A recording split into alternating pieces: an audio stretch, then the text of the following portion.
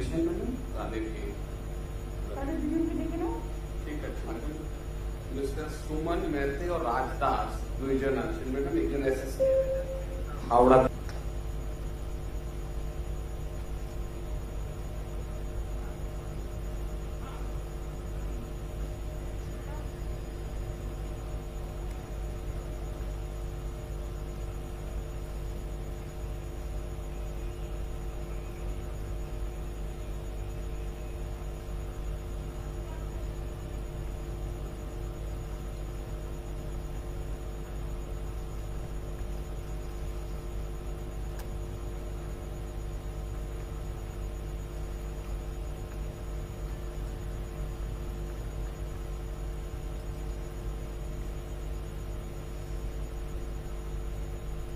আমরা আজকে নতুন কৃষক বন্ধু যে প্রতিশ্রুতি দিয়েছিলাম নির্বাচনের সময়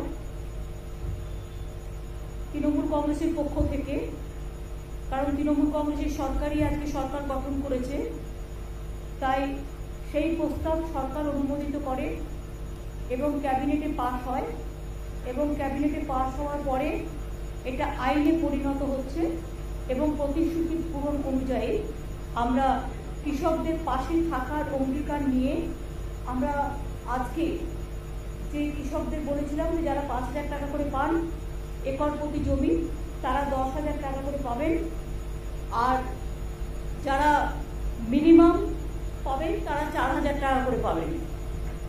আপনারা জানেন আমাদের এখানে প্রায় 60 লক্ষ মানুষ কৃষক বন্ধু অধীনে আছেন এবং আগে তারা 5,000 টাকা পেতেন এবং মিনিমাম যারা পেতেন তারা 2,000 টাকা পেতেন। আমাদের স্কিমের মধ্যে কিন্তু ক্ষেত মজদুর বর্গাদার তারাও ইনভলভ আছে।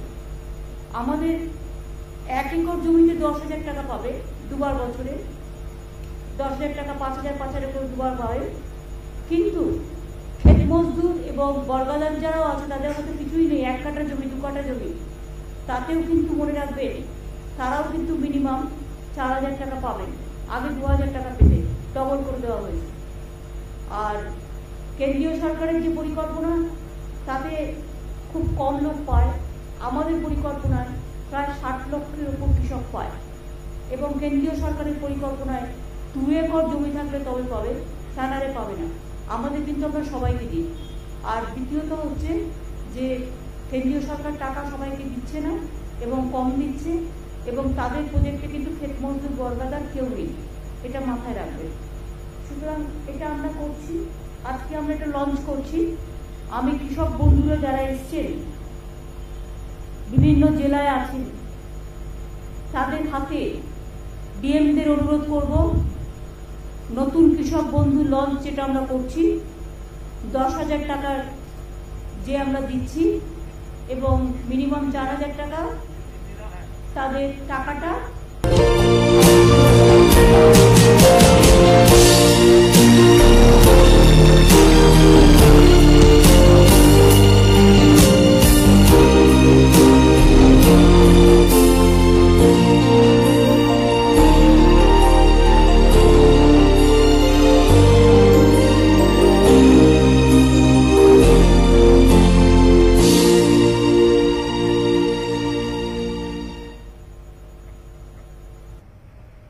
এবং আপনাদের জানান যে আজকে দিতে শুরু হলো সারা রাজ্য জুড়ে, বহু কৃষকের হাতে টাকা আজকেও তুলে দেওয়া হবে এবং বাকিদেরও আস্তে আস্তে পেয়ে যাবে বাকিরাও। আমি ডিএমদের অনুরোধ করব, কৃষক বন্ধু স্কিমে যারা আপনাদের জেলায় জেলায় আপনাদের পাশে আছেন, কৃষক বন্ধুরা আমার, যারা আমাদের গর্ব, কৃষি আমাদের সম্পদ। আমি সবসময় বলি কৃষক বন্ধুরা তারা ধান উৎপাদন করেন, শস্য উৎপাদন করেন বলেই আমরা খেয়ে বেঁচে থাকি। কাজে তাদের পরিবারকে, তাদের সকলকে, কৃষক সমাজকে আমাদের সম্মান জানিয়ে এই নতুন কৃষক বন্ধু প্রকল্পের সূচনা হলো এবং 10,000 টাকা করে যেটা আমি দেবো বলেছিলাম সেই টাকাটাও দেওয়া শুরু হলো। সুতরাং এই টাকাটা দিয়ে দেওয়ার জন্য আমি ডিএমদের অনুরোধ করব, জেলা ম্যাজিস্ট্রেটের কাছে যারা আছেন সেই পরিবারগুলোকে আপনারা সবাই তুলে দিন টাকাটা হাতে।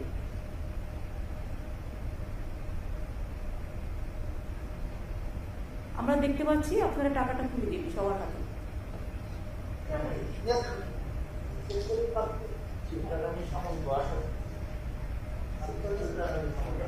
আর যাদের হয়তো 1 একর জমিও নেই, অল্প 1 কাঠা 2 কাঠাও, তাদেরও কিন্তু আমরা 4000 টাকা করে বছরে দেব। এবং আগে যারা 2000 পেতেন তারা এখন টাকাটা ডবল হয়ে গেছে, 4000 পাবে। এটা খুব বড় প্রজেক্ট, সারা ভারতবর্ষে বাংলায় প্রথম এই ধরনের একটা বৃহৎ স্কিম কৃষকদের জন্য করতে পেরে আমরা কৃতার্থ। এছাড়াও এই কৃষক বন্ধু স্কিমে কেউ মারা গেলে কৃষক 2 লাখ টাকা পর্যন্ত আমরা দিই। কৃষকদের জমিতে কোনো মিউটেশন ফিজ লাগে না। কৃষকদের শস্য বীমা প্রায় 700 কোটি টাকা আমরা খরচ করি। এছাড়াও কৃষকদের জমি যারা জলে ডুবে গেছে বা নানা রকম এতে অসুবিধে হয়েছে, তাদের জন্য কিন্তু মনে রাখবেন আমরা প্রায় এখানে যেমন এখনো পর্যন্ত আমরা প্রায় 62 লক্ষ কৃষক বর্গাদার ভাগ চাষিদের এই প্রকল্পে নিয়েছি এবং 4500 কোটি টাকা সহায়তা ইতিমধ্যেই করেছি কৃষক বন্ধু। 28,000 কৃষক পরিবারকে ডেথ বেনিফিট মানে 2 লক্ষ টাকা করে প্রায় 555 কোটি টাকা দেওয়া হয়েছে। কৃষকদের স্বার্থে নথিভুক্তকরণ প্রক্রিয়াকেও সরল করা হয়েছে। জমির উপযুক্ত নথি থাকলেই তবেই কৃষক বন্ধু প্রকল্পে আগে আবেদন করা যেত। এখন নিজে অ্যাফিডেভিট করে বলতে পারে আমার এই জমি আছে, আমাকে করে দিন, তাহলে কিন্তু করবে। এটা রাজ্য জুড়ে কৃষক উন্নয়নে এটা আমাদের পদক্ষেপ। কৃষকদের ইনকাম 3 গুণেরও বেশি হয়ে গেছে, এখন হয়তো আরও বেশি হবে। দেশে অসংখ্য কৃষক মৃত্যুর ঘটনা ঘটছে, প্রায় 6 মাস ধরে আন্দোলন চলছে, কিন্তু বাংলা কিন্তু এক উজ্জ্বল ব্যতিক্রম। সবার ভারত সরকারের কৃষিকর্ম অ্যাওয়ার্ড আমরা পেয়েছি। খাজনা মিউটেশন ফি মুকুব করা হয়েছে, কৃষক রত্ন সম্মান প্রদান করা হয়েছে, কৃষক বার্ধক্য ভাতার পরিমাণ 750 টাকা বাড়িয়ে 1000 টাকা করা হয়েছে এবং উপভোক্তার সংখ্যা 66,000 থেকে বাড়িয়ে 1 লক্ষ করা হয়েছে। বাংলা শস্য বীমা প্রিমিয়ামের টাকা টোটাল আমরা দিই 700 কোটি টাকা আমরা দিই। গত খরিফ মৌসুমে 64 লক্ষ কৃষককে এই বীমার আওতায় আনা হয়েছিল। 9 বছরের প্রাকৃতিক দুর্যোগে ফসল নষ্ট হয়ে যাওয়ার কারণে ক্ষতিগ্রস্ত প্রায় 1,20 লক্ষ কৃষক পরিবারকে নতুন করে চাষ করবার জন্য আমরা 3,500 কোটি টাকার আর্থিক সহায়তা দিয়েছি। ইয়াস হওয়ার পরেও দুয়ারে আমরা ত্রাণ চালু করেছি, তার মধ্যে ক্ষতিগ্রস্ত কৃষক অন্যান্য ক্ষতিগ্রস্ত মানুষদের আমরা সাহায্য পৌঁছে দিচ্ছি। 5 সপ্তাহের মধ্যে 5-6 সপ্তাহের মধ্যে তাদের ব্যাংক অ্যাকাউন্টে টাকা পাঠিয়ে দেওয়া হবে। আপনারা জানেন অভাবী বিক্রি বন্ধ করতে আমরা চাল কৃষকদের থেকে কিনি এবং আমরা 18 টাকা 88 পয়সা কেজিতে, যা মিনিমাম সাপোর্ট প্রাইসের থেকেও বেশি আমরা কিনি এবং আমরা যেটা প্রকিউরমেন্ট করি সেই প্রকিউরমেন্টও আমরা কিন্তু চেক দিন চেক নিন এইভাবে করি। আমরা অন্যান্য ফসলের অভাবী বিক্রি বন্ধ করতেও বিশেষ তহবিল গঠন করেছি। 66 লক্ষ কৃষককে আমরা 2,415 কোটি টাকা আর্থিক সহায়তা দিয়েছি। রাজ্য জুড়ে 186টি কিষাণ মান্ডি তৈরি হয়েছে। 70 লক্ষ কৃষককে কৃষক ক্রেডিট কার্ড দেওয়া হয়েছে। আগে 2011 সংখ্যাটা ছিল মাত্র 27 লক্ষ। আরও 20 লক্ষ নতুন কিষাণ ক্রেডিট কার্ড প্রদান করা হচ্ছে। 50 লক্ষের বেশি সয়েল হেলথ কার্ড মানে মাটির জমি পরীক্ষার কী রকম মাটি সেটা আমরা করছি। 1650টি কাস্টম হায়ারিং সেন্টার স্থাপন, নামে মাত্র ভাড়ায় ক্ষুদ্র প্রান্তিক চাষিদের কৃষি যন্ত্রপাতি ব্যবহারের সুযোগ দেওয়া হয়েছে। অনেক ছেলে মেয়ে এখন কাজও পাচ্ছে। ইয়াসের আগে পাকা ধান তাড়াতাড়ি কাটতে আমরা প্রচুর হারভেস্টারদের কাজে লাগিয়েছিলাম, ফলে অসংখ্য কৃষকের ফসল আমরা বাঁচাতে পেরেছি। এছাড়াও মনে রাখবেন রাজ্যের 6টি জেলায় বীরভূম, বাঁকুড়া, পুরুলিয়া, পশ্চিম বর্ধমান, ঝাড়গ্রাম, পশ্চিম মেদিনীপুর প্রায় 50,000 একর পতিত জমিকে কাজে লাগিয়ে পরিকল্পিতভাবে এগ্রিকালচার, হর্টিকালচার, মাছ চাষ, পশুপালন ইত্যাদি করার জন্য আমরা মাটির সৃষ্টি প্রকল্প চালু করেছি। ইতিমধ্যে 13,000-এর বেশি পতিত জমিতে কাজ শুরু হয়েছে। ইলেকট্রনিক ডেলিভারি সিস্টেম চালু করা হয়েছে, ডেলিভারি সার্ভিস সিস্টেম। বাড়িতে বসেই জমির পর্চা, মিউটেশন, কনভার্সনের মতো পরিষেবা আমরা অলরেডি দিচ্ছি। আর একটা হচ্ছে ইয়াসের সময় 2 24 পরগনা ও পূর্ব মেদিনীপুরে যেসব এলাকায় চাষের জমিতে নোনা জল ঢুকে গেছিল সেখানকার 2 লক্ষ চাষিকে সল্ট টলারেন্ট অর্থাৎ নোনা স্বর্ণ ধানের বীজ ও অন্যান্য ইনপুটও দেওয়া হচ্ছে। আজ এরকম অনেক কৃষককে সেই কিট, প্রতি কিটে আছে 6 কেজি নোনা স্বর্ণ ধানের বীজ, মাইক্রোনি নিউট্রিয়েন্ট, বীজ শোধন করার কেমিক্যাল তুলে দেওয়া হচ্ছে। ডিএমরা তাদের কাছে যে চাষিরা গেছেন এই দুটো জেলার দক্ষিণ 24 পরগনা, উত্তর 24 পরগনা এবং মিদনাপুর পূর্বে নোনা জল ঢুকে গিয়ে ধানগুলো যে নষ্ট হয়ে গেছে সেগুলো আমরা স্বর্ণ ধান করবার জন্য আমরা এখানে নতুন করে কিট আবিষ্কার করেছি এবং অনেক কৃষককে সেই কিট নোনা স্বর্ণ কিট, প্রতি কিটে আছে 6 কেজি নোনা স্বর্ণ ধানের বীজ, বীজ শোধন করার কেমিক্যাল সহ অনেক কিছু, এবং চাষিদের সুবিধার জন্য যৌথ বীজতলাও করা হচ্ছে। সুতরাং আপনারা বুঝতেই পারছেন, আমরা বলেছিলাম স্বর্ণ ধান যেখানে জলা জমিতে প্রতি বছরই জমি ভেসে যায়, ধানগুলো পচে যায়, সেখানে আমরা নতুন ধান উৎপাদন করব।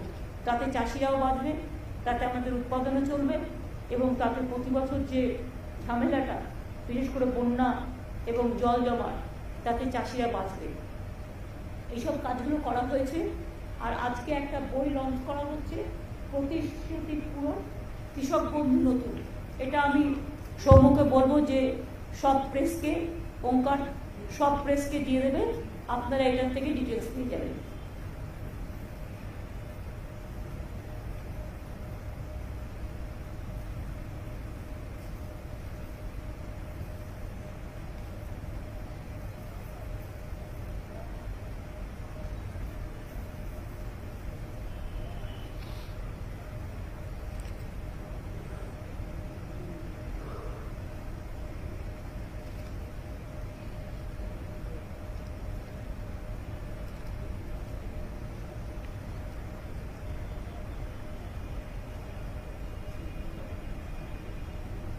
প্রকল্পটি যেটা বইটি করা হয়েছে, প্রথম দিকের প্রথম পাতায় আগের পুরনো কৃষক বন্ধুর কথা বলা আছে, আর নিচের দিকে প্রকল্পটির বৈশিষ্ট্য ও রূপায়ণের পদ্ধতি, নিচে নতুন কৃষক বন্ধুর যেটা 10,000 টাকা সেটা বলা হয়েছে।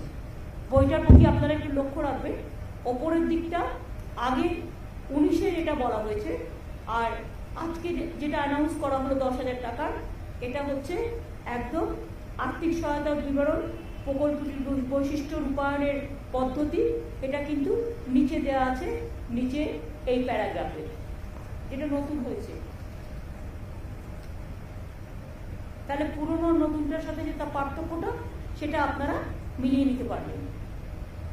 বাদ বাকি সব ঠিক আছে। এবং এই বইটা পেলে আপনারা আমাদের কৃষিকাজ সম্পর্কে যে কথাগুলো আপনাদের আমি বললাম তার কিছুটা অন্তত পাবেন। কোন জেলায় কত কৃষক, কৃষক ক্রেডিট কার্ড থেকে শুরু করে কিছু ইনফরমেশন আপনারা পেতে পারেন। এটাই ছিল আজকে আমাদের। ডিএমরা নিশ্চয়ই চাষিদের কাছে কিটটা তুলে দিয়েছেন। দক্ষিণ 24 পরগনা তুলে দেওয়া হয়েছে, উত্তর 24 পরগনা, পূর্ব মেদিনীপুর, সব জেলায় তার মানে মোটামুটি তুলে দেওয়া হয়েছে, তাই তো? আর বাদ বাকি যেগুলো বাকি আছে কিটস গুলো তুলে দিন, নোনা জলের যেটা স্বর্ণধান কিটস, এতে চাষিরা উপকৃত হবে এবং ভালো করে চাষ করতে পারবে। আর তাদের যে ক্ষয়ক্ষতি হয়েছে সেটা 1 এপ্রিল থেকে 8 এপ্রিল পর্যন্ত রিভিউ করে আমরা দিয়ে দেবো, বা ডাইরেক্ট ব্যাংকে টাকা চলে যাবে। জুলাই, হ্যাঁ, 1 জুলাই থেকে আর 8 জুলাই মধ্যে।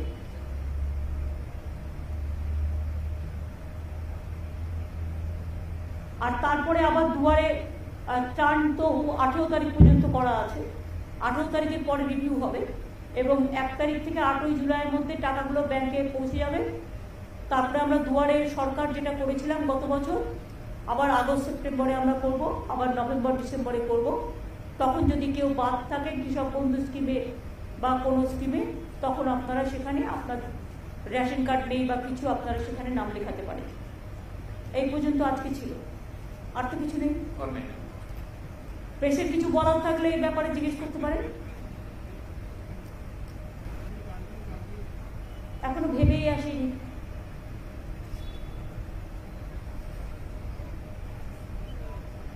তাহলে আমি আশা করছি এই সাবজেক্টে আপনাদের কারো কিছু জিজ্ঞেস করার নেই।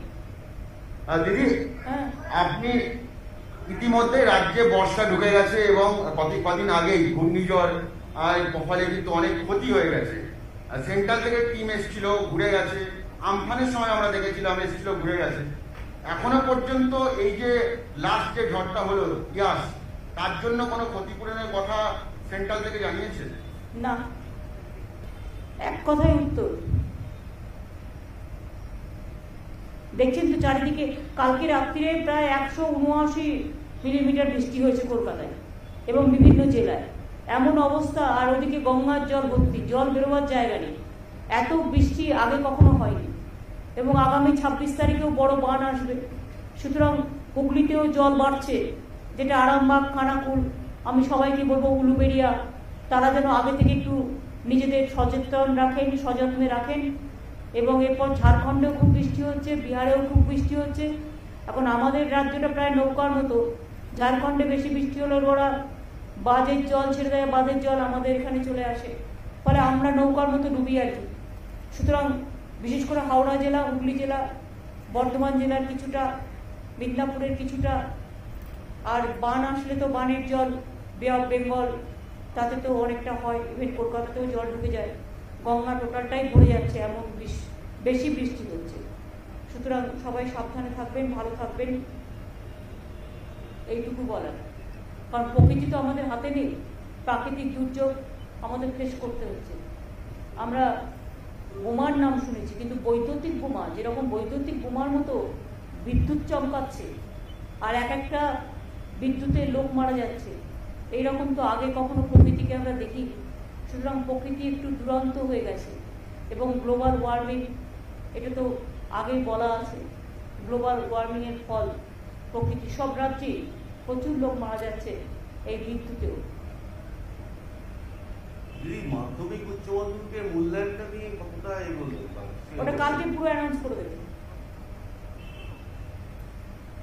জুলাই মাসের মধ্যে রেজাল্ট বেরিয়ে যাবে, আর বাদ বাকিটা কালকে অ্যানাউন্স করে দেবে এডুকেশন ডিপার্টমেন্ট।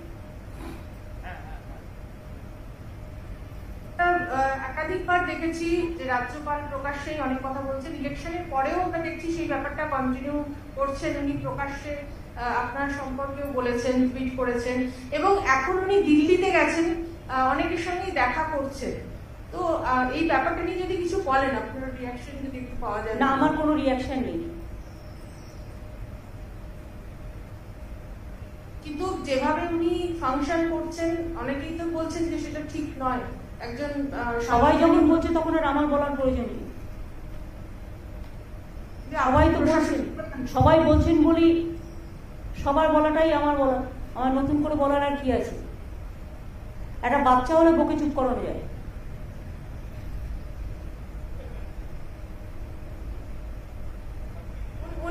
উনি তো বিজেপির এমএলএদের নিয়েও রাজভবনে বৈঠক করেছেন কিছুদিন আগে।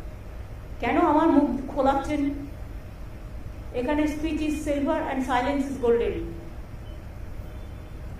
मेरा एक सवाल है, कुछ रीजनल पार्टीज ने आरोप लगाया है कि राम मंदिर ट्रस्ट में एक जमीन जो थी 2 करोड़ की जमीन को 18 करोड़ में खरीदा गया और उसके पीछे स्कैम भी हो सकता है। सामने ही उत्तर प्रदेश का चुनाव है, क्या कहेंगे इस पर?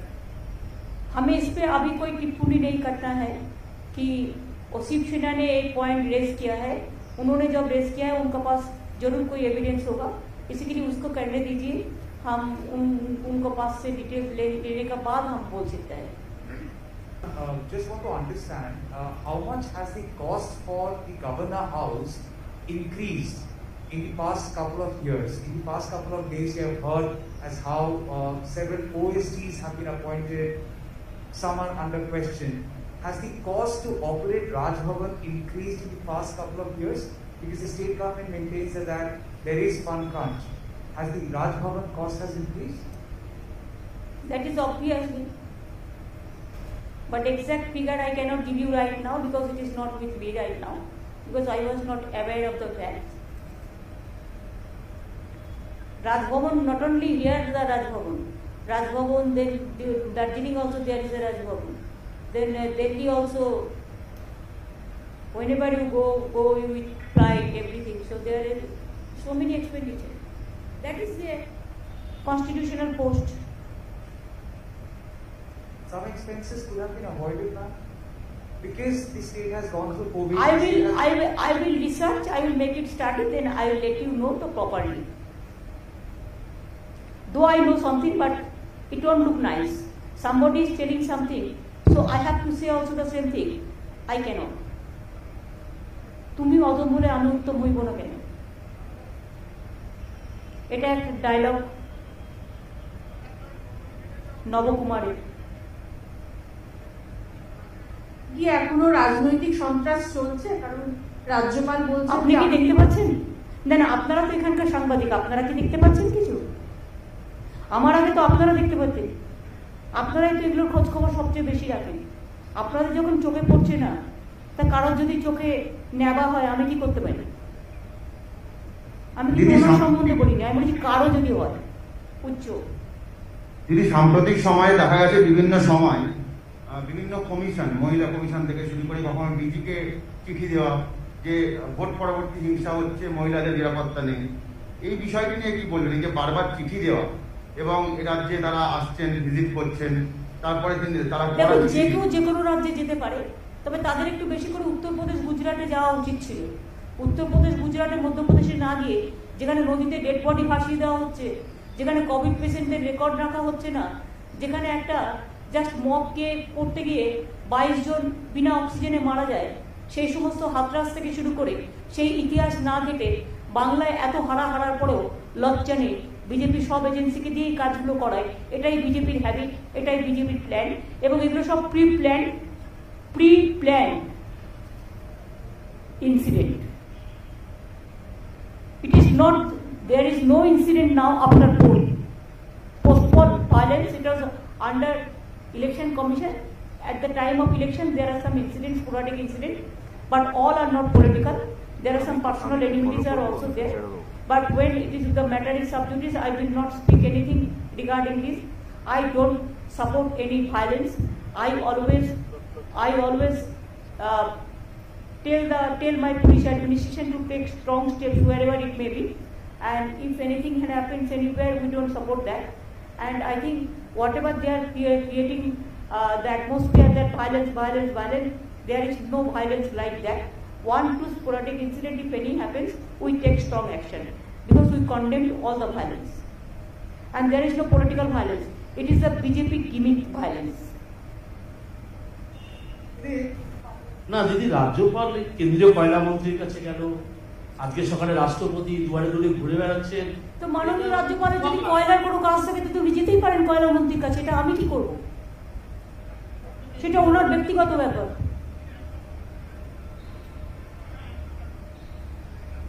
আজকে আবার অমিত শাহর সঙ্গে দেখা করছে নাকি? সে করতেই পারে, উনি কার সাথে দেখা করবেন সেটা ওনার ব্যাপার, উনি তো ওদেরই লোক। এসব আপনারা লিখুন ভালো করে, ঠিক আছে? Thank you.